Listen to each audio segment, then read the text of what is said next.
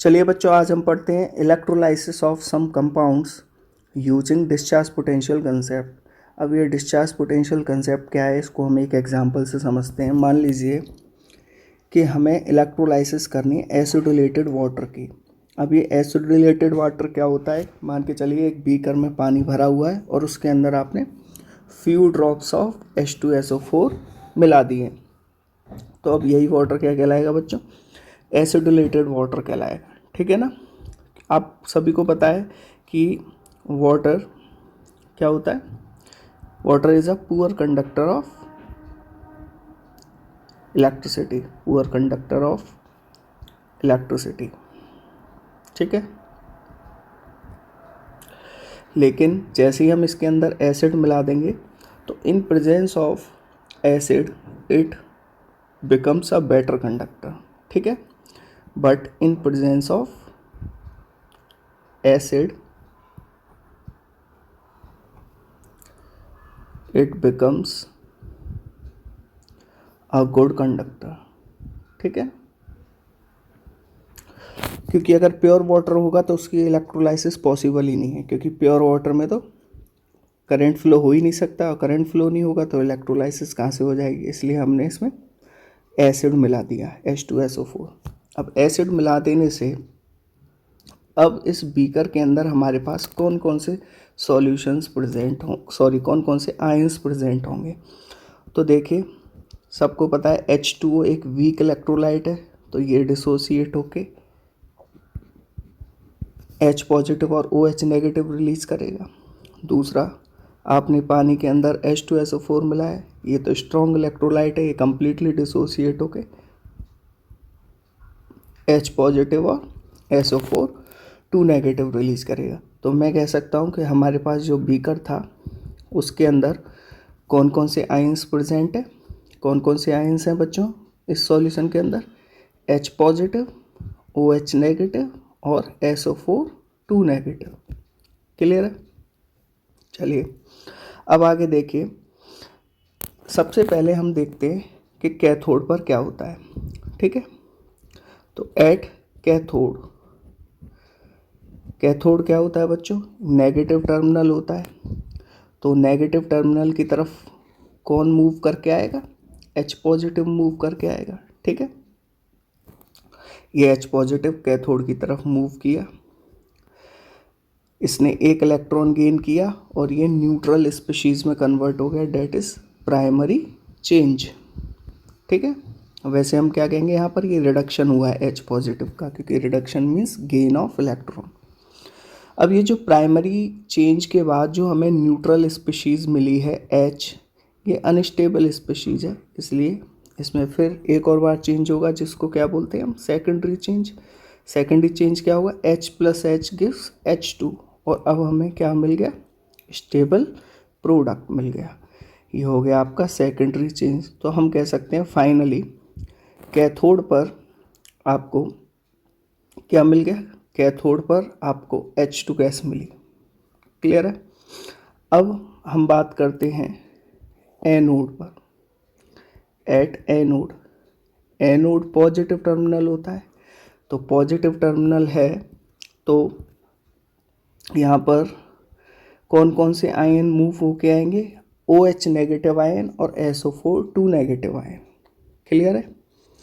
अब यहाँ दिक्कत ये आएगी कि फाइनली एनोड की तरफ कौन जाएगा, OH नेगेटिव या SO4 2 नेगेटिव। तो अब यहाँ लगेगा डिस्चार्ज पोटेंशियल कंसेप्ट। और डिस्चार्ज पोटेंशियल कंसेप्ट क्या होता है बच्चों, कि usually ions with lower discharge potential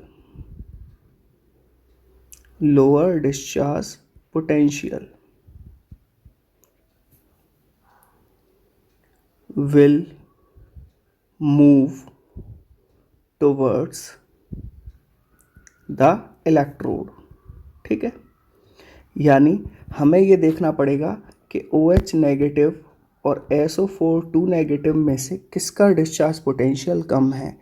जिसका भी डिस्चार्ज पोटेंशियल कम होगा वो एनोड की तरफ मूव करेगा। अब हमें कैसे पता चलेगा कि किसका डिस्चार्ज पोटेंशियल किससे कम है या किससे ज़्यादा है? तो उसके लिए मैं आपको एक ऑर्डर लिखवा रहा हूँ. इट इज़ द ऑर्डर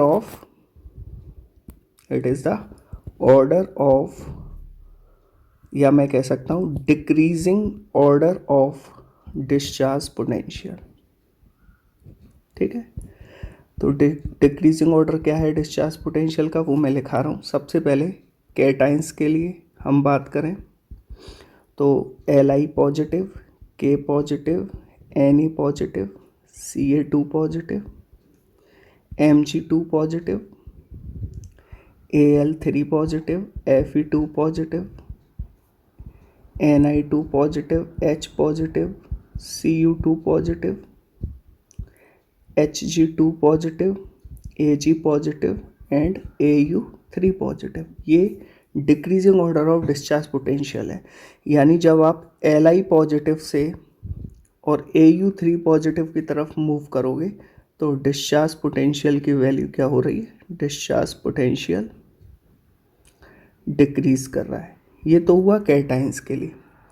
और अगर एनाइंस की बात करें, अगर हम, तो एनाइंस के लिए ये ऑर्डर क्या होगा, तो एनाइंस के लिए ऑर्डर होगा SO4 2 negative, NO3 negative, OH negative, Cl negative, Br negative and I negative. यानी अगेन जब आप SO4 2 नेगेटिव से I नेगेटिव की तरफ मूव करोगे तो डिस्चार्ज पोटेंशियल क्या हो रहा है, डिक्रीज हो रहा है. तो अब देखिए, अभी जब हम ऊपर इलेक्ट्रोलाइसिस कर रहे थे तो हमारे सामने एक क्वेश्चन आया था कि OH नेगेटिव और SO4 2 नेगेटिव में से कौन एनोड की तरफ मूव करेगा. तो मुझे ये चेक करना है कि OH नेगेटिव और SO4 2 नेगेटिव में से किसका डिस्चार्ज पोटेंशियल कम है. तो मैं ऑर्डर की तरफ बढ़ता हूँ और ऑर्डर में देखता हूँ कि OH नेगेटिव और SO4 2 नेगेटिव में से किसका डिस्चार्ज पोटेंशियल कम है, OH नेगेटिव का. इसका मतलब OH नेगेटिव मूव करेगा एनोड की तरफ. तो मैं यहाँ लिख सकता हूँ since discharge potential of OH negative is less than SO4 2 negative, so OH negative will move towards anode. ठीक है, अब एनोड पर जाने के बाद क्या होगा, सबसे पहले तो OH नेगेटिव न्यूट्रल स्पीशीज़ में कन्वर्ट होगा by losing 1 electron. It is called primary change. अब यहाँ जो प्राइमरी चेंज में जो प्रोडक्ट बना है OH वो अनस्टेबल है, तो इसके अंदर फिर क्या होगा, एक और चेंज होगा. एक और चेंज को क्या कहते हैं बच्चों, सेकेंडरी चेंज. उसमें क्या होगा, 4OH कंबाइन होके 2H2O प्लस O2 बनाते हैं. This is the secondary change. तो फाइनली हम कह सकते हैं कि एनोड पर कौन सी गैस रिलीज़ हुई है, O2. और इससे पहले जब हमने देखा था तो कैथोड पर कौन सी गैस रिलीज़ हुई थी, H2. ठीक है, तो ओवरऑल अगर मैं सम अप करूं कैथोड रिएक्शन और एनोड रिएक्शंस को, तो हम क्या लिख सकते हैं, ओवरऑल रिएक्शन में हम ये लिख सकते हैं कि 4H positive plus 4OH negative gives, तो H पॉजिटिव तो कन्वर्ट हो गए H2 में और OH नेगेटिव कन्वर्ट हो गए 2H2O प्लस O2 में.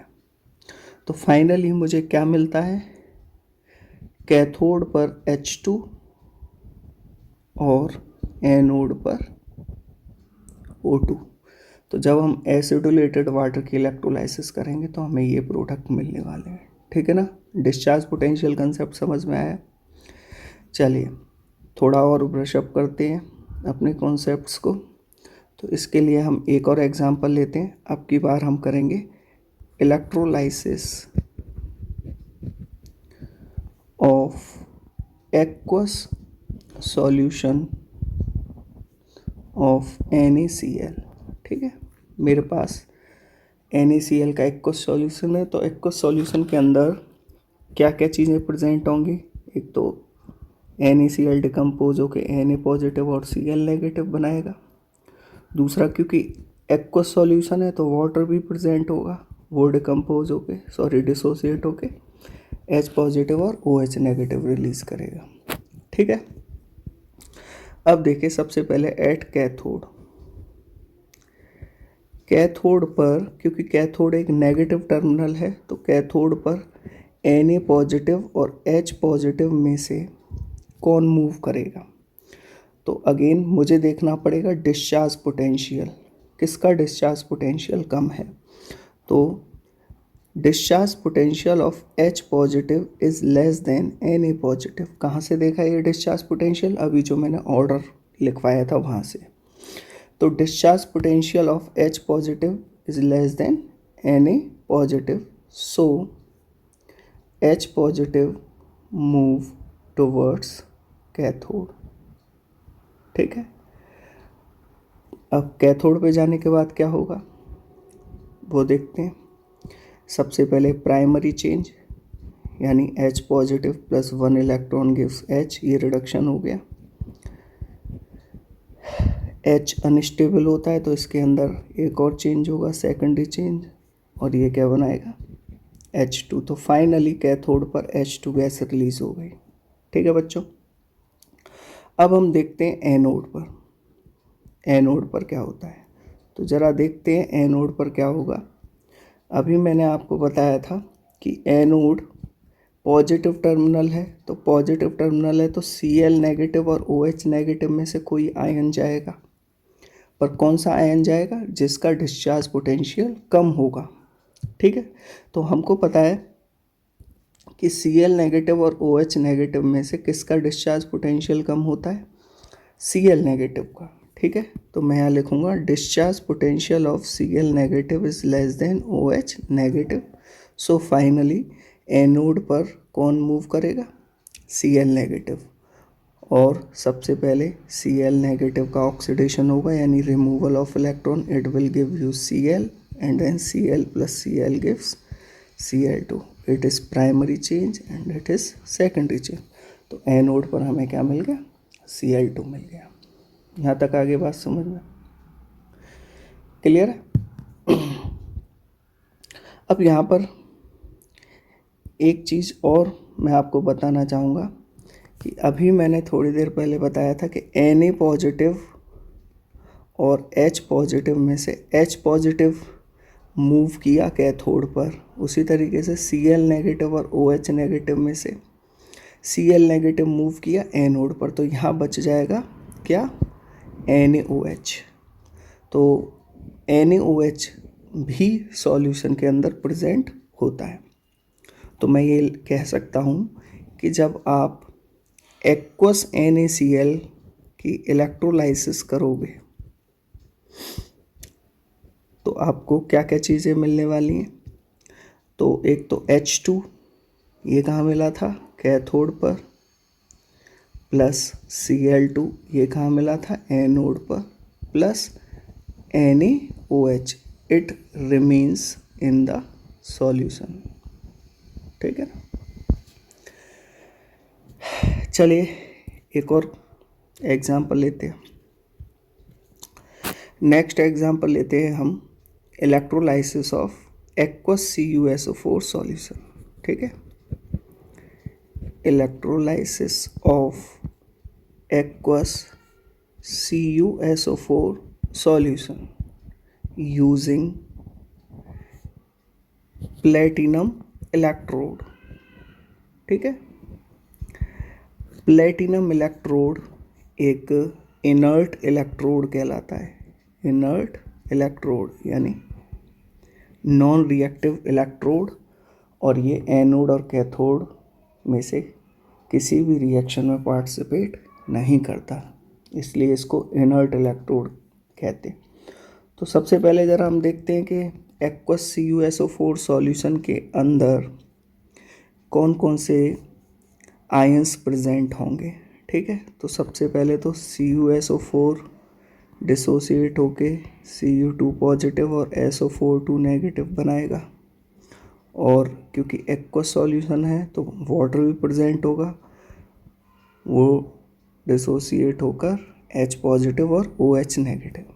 तो इस तरीके से सॉल्यूशन के अंदर हमारे पास 4 आयन्स होंगे, copper ion, hydrogen ion, sulphate ion और हाइड्रोक्साइड आयन। ठीक है, अब देखते हैं एनोड और कैथोड की रिएक्शंस क्या होती हैं। ठीक है ना, तो देखते हैं। सबसे पहले एट कैथोड। ठीक है, cathode is a negative terminal, तो Cu2 पॉजिटिव और H पॉजिटिव में से कौन जाएगा? सभी को पता है discharge potential of Cu2 positive is less than discharge potential of H positive, इसलिए फाइनली कैथोड पर कौन जाएगा? Cu2 positive. तो Cu2 पॉजिटिव का यहाँ क्या होगा? रिडक्शन यानी गेन ऑफ इलेक्ट्रॉन। तो इस तरीके से हम कह सकते हैं copper deposited at platinum electrode. Clear है? अब हम बात करते हैं एनोड की। एनोड पर क्या रिएक्शन होगी? तो एट एनोड, जो कि एक पॉजिटिव टर्मिनल है, तो एनोड पर या तो सल्फेट आयन जाएगा या हाइड्रोक्साइड आयन जाएगा, पर जिसका डिस्चार्ज पोटेंशियल कम है फाइनली वो ही पहुंचेगा। तो हमें पता है discharge potential of OH negative is less than SO4 2 negative. ठीक है,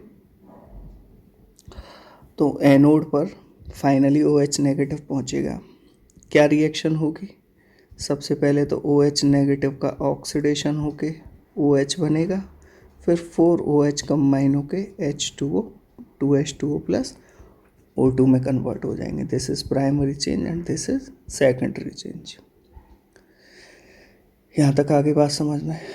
ठीक है, चलिए अब आगे देखते हैं। एक लास्ट एग्जाम्पल और देखिए। अब हम पढ़ते हैं electrolysis of aqueous CuSO4 solution using copper electrode. ठीक है, इससे जस्ट पिछले वाले एग्जाम्पल में मैंने इलेक्ट्रोड प्लेटिनम लिया था, लेकिन अब की बार हम कॉपर इलेक्ट्रोड ले रहे हैं, और copper electrode is not inert electrode. ठीक है, यानी यहाँ पर ये रिएक्शन में पार्टिसिपेट करेगा, और कहाँ करेगा, कैसे करेगा, वो भी बताते हैं। तो सबसे पहले देख लेते हैं CuSO4 सॉल्यूशन के अंदर कौन कौन से आयन होंगे। एक तो कॉपर आयन, सल्फेट आयन, और H2O के डिसोसिएशन से H पॉजिटिव आयन और OH नेगेटिव आयन। देखते हैं कैथोड पर कौन मूव करेगा, H पॉजिटिव या Cu2 पॉजिटिव। तो आपको पता है discharge potential of Cu2 positive less than H positive, तो फाइनली Cu2 पॉजिटिव पहुंचेगा और उसका रिडक्शन होकर आपको क्या मिल जाएगा? Cu मिल जाएगा। ठीक है, अब हम देखते हैं एनोड। एनोड पर इन दोनों में से कौन जाएगा? तो आंसर है कोई भी नहीं जाएगा। याद रखना, अगर इनर्ट इलेक्ट्रोड नहीं दे रखा, अगर इनर्ट इलेक्ट्रोड नहीं है, तो एनोड पर इलेक्ट्रोड का ही ऑक्सीडेशन होगा। जैसे कि इलेक्ट्रोड यहाँ क्या है? कॉपर, तो कॉपर का ही ऑक्सीडेशन होगा। क्यों? इन this case oxidation of Cu electrode take place। और ऐसा कब होगा? जब इलेक्ट्रोड इनर्ट नहीं होगा, यानी प्लेटिनम के अलावा अगर कोई और इलेक्ट्रोड दे रखा है तब ऐसा होगा। तो in this case oxidation of copper electrode take place. तो क्वेश्चन दिमाग में आता है कि SO4 2 नेगेटिव और OH नेगेटिव का यहाँ ऑक्सीडेशन क्यों नहीं हुआ? Because oxidation of Cu is more easier than SO4 negative and OH negative। अब आपको को इससे पिछले वाले में ऐसा क्यों नहीं हुआ, क्योंकि इससे पिछले वाले में प्लेटिनम इनर्ट इलेक्ट्रोड था तो वो रिएक्शन में पार्टिसिपेट नहीं कर सकता था, पर यहाँ तो इनर्ट नहीं है कॉपर इलेक्ट्रोड, तो अब ये कॉपर इलेक्ट्रोड रिएक्शन में पार्टिसिपेट करेगा और कैसे करेगा, ऑक्सीडेशन ऑफ कॉपर, इस तरीके से। ठीक है, तो कॉपर का ऑक्सीडेशन होने के बाद Cu2 पॉजिटिव प्लस 2 इलेक्ट्रॉन आपको मिलने वाले हैं। तो बेसिकली आप मोटे तौर पर देखोगे तो इस इलेक्ट्रोलाइसिस में हुआ क्या, इस इलेक्ट्रोलाइसिस में कैथोड पर तो कॉपर डिपॉजिट हुआ, ठीक है, और जितना कॉपर डिपॉजिट हुआ उतना ही कॉपर एनोड से निकलकर सॉल्यूशन में डिसॉल्व हो गया। डायग्राम से समझते हैं। देखो बेसिकली इस एग्जांपल में हुआ क्या कि मेरे पास क्या था, एक्वस CuSO4 सॉल्यूशन था, ठीक है, ये हो गया हमारा एनोड और ये हो गया cathode. This is anode and this is cathode, ठीक है। तो इस वाले एग्जांपल में बेसिकली ये हुआ कि कैथोड पर तो क्या हो गया, कॉपर डिपॉजिट हुआ है, this is called deposited copper, और जितना कॉपर डिपॉजिट हुआ उतना ही same amount of copper anode से निकलकर इस सॉल्यूशन के अंदर चला गया in the form of Cu2 positive ions, ठीक है। तो बेसिकली इस प्रोसेस की ग्रेट एडवांटेज है। क्या एडवांटेज है इस प्रोसेस की, कि इस मेथड से हम प्यूरिफिकेशन कर सकते हैं, purification of some impure metals like